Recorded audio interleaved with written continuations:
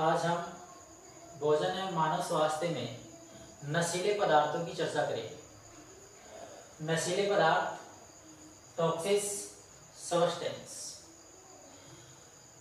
नशीले पदार्थों में आपके हम पढ़ेंगे तंबाकू, मदिरा, गुटखा, अफीम। ये नशीले पदार्थों में हमारे सिलेबस में दे रखे हैं। नशीले पदार्थ क्या है? जिन पदार्थों से एक आनंद की अनुभूति होती है, जिनको पीने से, खाने से व्यक्ति को आनंद का भ्रम उत्पन्न होता है, वे पदार्थ नशीले पदार्थ कहलाते हैं। आनंद का भ्रम उत्पन्न करने के लिए या आनंद प्राप्त करने के लिए व्यक्ति उन पदार्थों का सेवन करता है।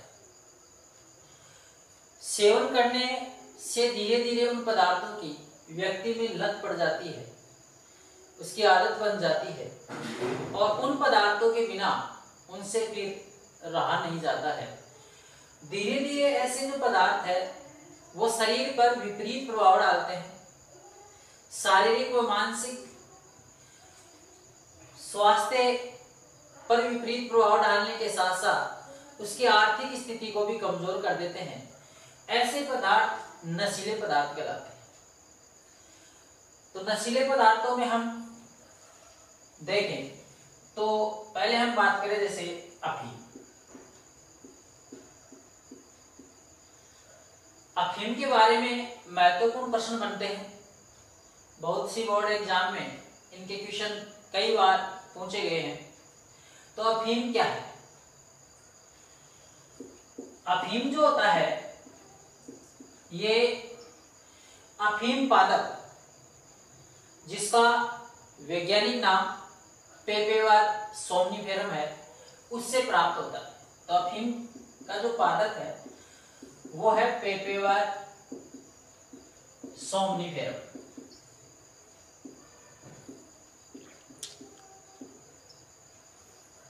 ये अफीम पादप का वैज्ञानिक नाम है।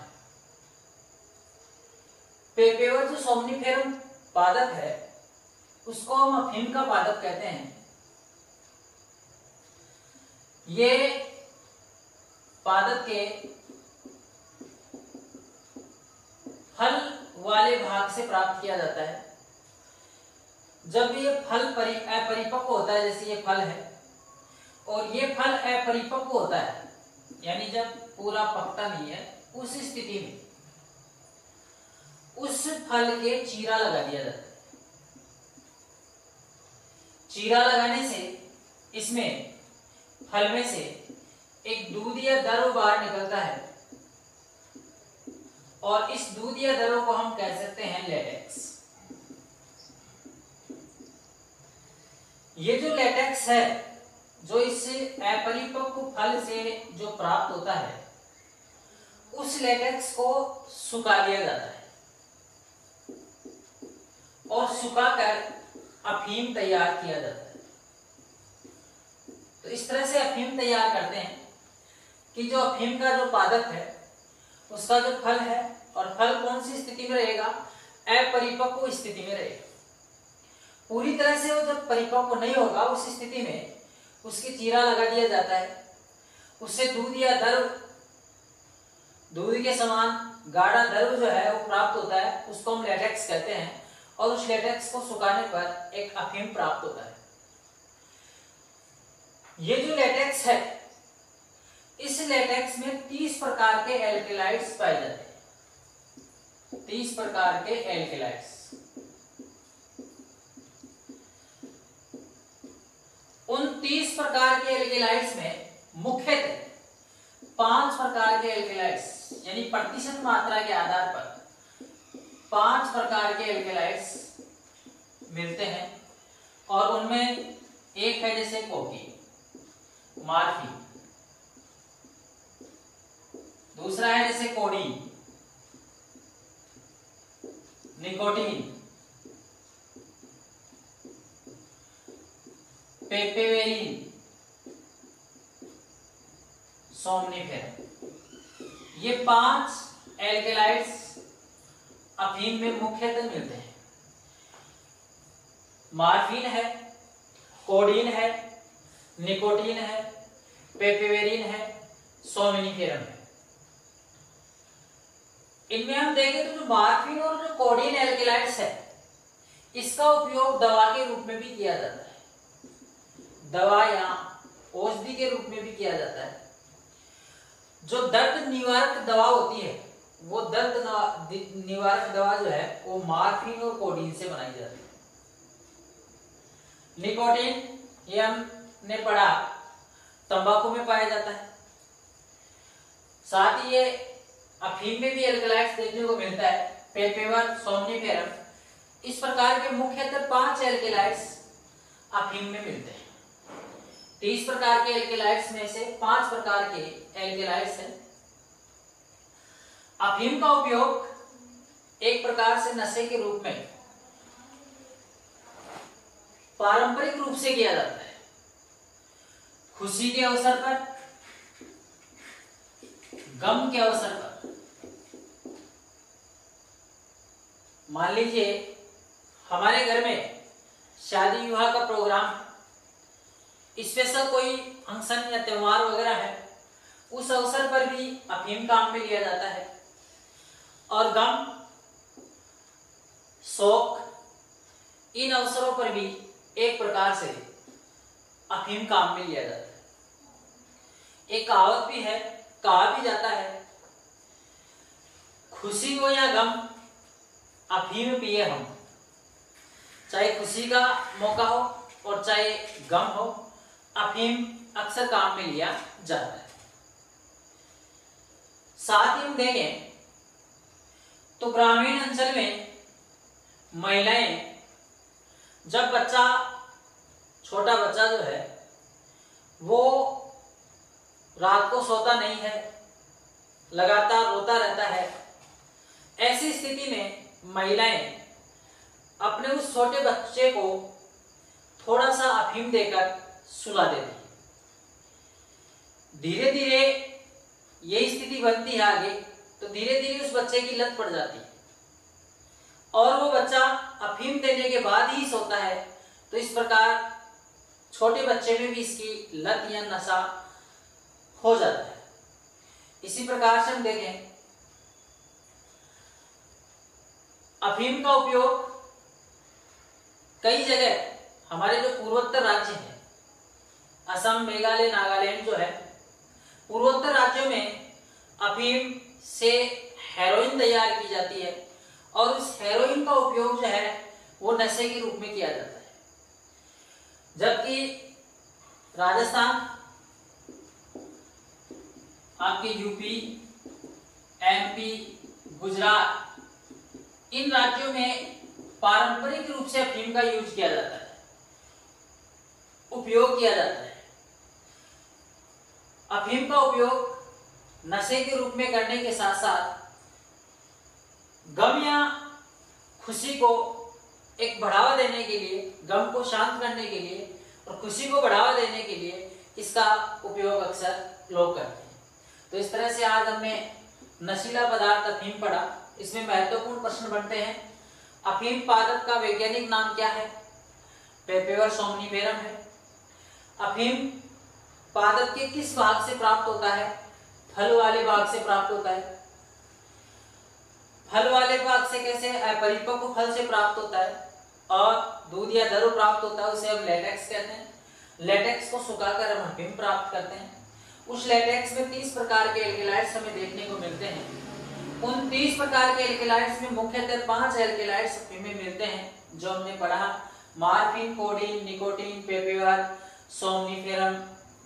इस तरह से ये 5 एल्केलाइड्स हैं जिसमें मार्फिन और कोडीन का उपयोग दवा के रूप में भी किया जाता है और वो दवा है दर्द निवारक दवा। लेकिन इस मार्फिन और कोडीन का उपयोग नशे के रूप में भी व्यक्ति धीरे धीरे करने लग जाता है, व्यक्ति की लत पड़ जाती है और एक प्रकार से जो है वो नशे का काम करता है।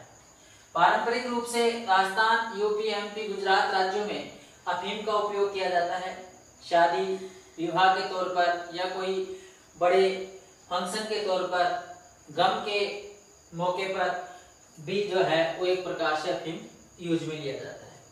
अब इसके बाद में हम दूसरा नशीला पदार्थ पढ़ते हैं, तंबाकू।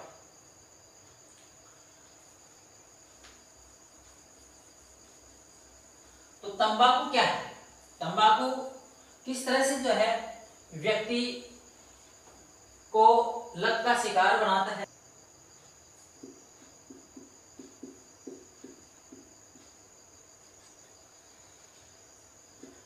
मदिरा या अल्कोहल, इसको शराब भी हम कह सकते हैं।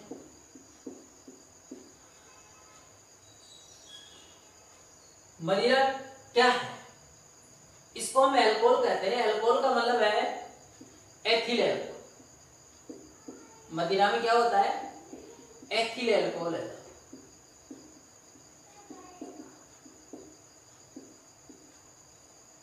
एथिल अल्कोहल होता है C2H5OH, या होता है CH3CH2COOH। ये एथिल अल्कोहल है। देखो, जो मदिरा या शराब या अल्कोहल बनाया कैसे जाता है, इसके लिए हम बात करें तो जैसे मान लीजिए अन्न है, अन्न यानी अनाज। अनाज में जैसे जौ है, मक्का है, तो इन फलों में जैसे मान लीजिए अंगूर वगैरह है, इनके किण्वन से जो है वो मदिरा तैयार की जाती है। किण्वन क्रिया की जाती है, इसको सड़ाया गलाया जाता है, और सड़ाने और गलाने से किण्वन होता है अवायवीय ऑक्सीजन, अवायवीय ऑक्सीजन, ऑक्सीकरण। अवायवीय जो ऑक्सीकरण है वो क्या है? किण्वन है। और किण्वन क्रिया से जो है वो क्या तैयार की जाती है? मदिरा, शराब तैयार की जाती है। विभिन्न प्रकार की जो मदिरा है, जैसे मान लीजिए शराब है, बियर है, तो इस तरह से अलग अलग जो नाम है, ये नाम विभिन्न प्रकार की जो मदिरा शराब है वो अल्कोहल की प्रतिशत मात्रा के आधार पर होता है। अल्कोहल की प्रतिशत मात्रा के आधार, जिसमें अल्कोहल की प्रतिशत मात्रा ज्यादा है, जिसमें कम है, उसके नाम के आधार पर उन मदिरा के नाम दिए जाते हैं। तो मदिरा, विभिन्न प्रकार की जो मदिरा है वो किसके आधार पर बनाई जाती है? अल्कोहल की प्रतिशत मात्रा के आधार पर बनाई जाती है। मदिरा का सेवन करने से स्वास्थ्य पर क्या हानिकारक प्रभाव पड़ता है? प्रश्न पूछा जाता है कि मदिरा के सेवन से होने वाले हानिकारक प्रभाव को लिखिए। देखते हैं हम।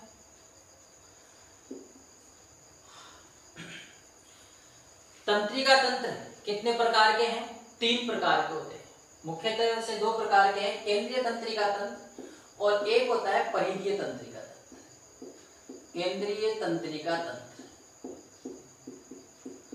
जो अल्कोहल है या शराब जो है वो किस तंत्र को प्रभावित करता है? केंद्रीय तंत्रिका तंत्र को प्रभावित करता है। केंद्रीय तंत्रिका तंत्र यानी सेंट्रल नर्व सिस्टम, केंद्रीय तंत्रिका तंत्र पर यह प्रभाव डालती है कौन? शराब। केंद्रीय तंत्रिका तंत्र में मुख्यतः भाग माने जाते हैं मस्तिष्क, और एक भाग कौन सा है? मेरुरज्जु। मस्तिष्क का पीछे वाला जो भाग है वो कहलाता है अनुमस्तिष्क। तो मदिरा का प्रभाव जो है इस मस्तिष्क वाले भाग पर पड़ने से एक प्रकार से व्यक्ति का संतुलन, या जिसको हम बोले सामंजस्य, ये बिगड़ जाता है। व्यक्ति अपने आप पर नियंत्रण नहीं रख सकता, कंट्रोल नहीं रख सकता, उसका सामंजस्य जो है वो खराब हो जाता है। ये हानिकारक प्रभाव देखने को मिलता है। इसी प्रकार से यदि हम दूसरे हानिकारक प्रभाव की बात करें तो मदिरा का अधिक मात्रा में सेवन करने से रक्त के साथ में मदिरा जो है वो यकृत तक पहुंच जाता है, यानी लीवर तक पहुंच जाती है। लीवर में जाने के बाद में मदिरा एसिटिल्डिहाइड में चेंज हो जाता है। एसिटिल्डिहाइड। ये जो एसिटिल्डिहाइड है ये एक विषाक्त पदार्थ होता है, जहरीला पदार्थ होता है, और विषाक्त पदार्थ होने की वजह से शरीर के अंदर बुरी तरह से जो है वो विष उत्पन्न करते हैं, जिससे कि एक व्यक्ति की जो है क्या मृत्यु तक हो सकती है। इसी प्रकार से इसका तीसरा प्रभाव हम पढ़ें तो मदिरा सेवन से या अधिक मात्रा में सेवन से वसीय यकृत रोग हो जाता है। वसीय यकृत रोग, इस रोग का क्या इफेक्ट पड़ता है? ये जो रोग है ये लिवर में प्रोटीन कार्बोहाइड्रेट्स के संश्लेषण को कम कर देता है।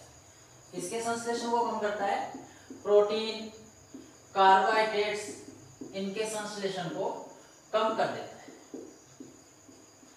इनके संश्लेषण पर प्रभाव डालता है। इसी प्रकार से हम बात करें 4 नंबर पर, मदिरा के सेवन से व्यक्ति की सामाजिक प्रतिष्ठा समाज में गिर जाती है। हम कहते भी हैं कि जो व्यक्ति शराब का सेवन करता है समाज में उसको हर जगह नीचा देखने को मिल पड़ता है, क्योंकि हर कोई की अंगुली उसकी ओर होती है कि ये क्या है, शराब का सेवन करता है। तो सामाजिक प्रतिष्ठा उसकी गिर जाती है।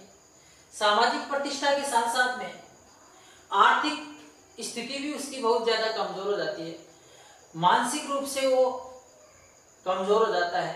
तो ये एक प्रकार से मदिरा सेवन के हानिकारक प्रभाव है जो हम पढ़ते हैं। एक बार पुनः वापस देखते हैं मदिरा किस तरह से प्राप्त की जाती है।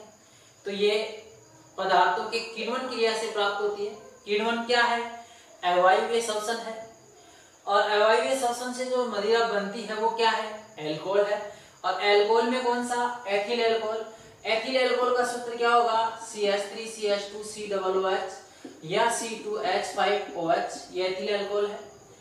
और इस एल्कोहल के पीने से शरीर पर कौन से हानिकारक प्रभाव देखने को मिलते हैं? तो पहला हमने केंद्रीय तंत्रिका तंत्र से संबंधित बात की।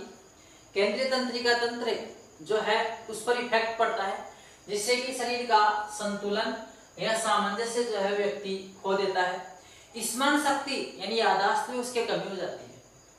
मदिरा के सेवन से व्यक्ति की स्मरण शक्ति पर भी प्रभाव पड़ता है, याददाश्त उसकी कम हो जाती है। लीवर पर उसका प्रभाव पड़ता है। अधिक मात्रा में जो है वो मदिरा के सेवन से, मदिरा जब रक्त के साथ में लीवर में पहुंचती है तो विषाक्त पदार्थ एसिटिल्डिहाइड बनता है। इसी प्रकार से यकृत में एक रोग है जिसका नाम है वसीय यकृत रोग, जो कि प्रोटीन व कार्बोहाइड्रेट्स के संश्लेषण को कम कर देता है। व्यक्ति की आर्थिक सामाजिक प्रतिष्ठा जो है वो गिर जाती है। आर्थिक रूप से आर्थिक स्थिति उसकी बहुत ज्यादा खराब हो जाती है।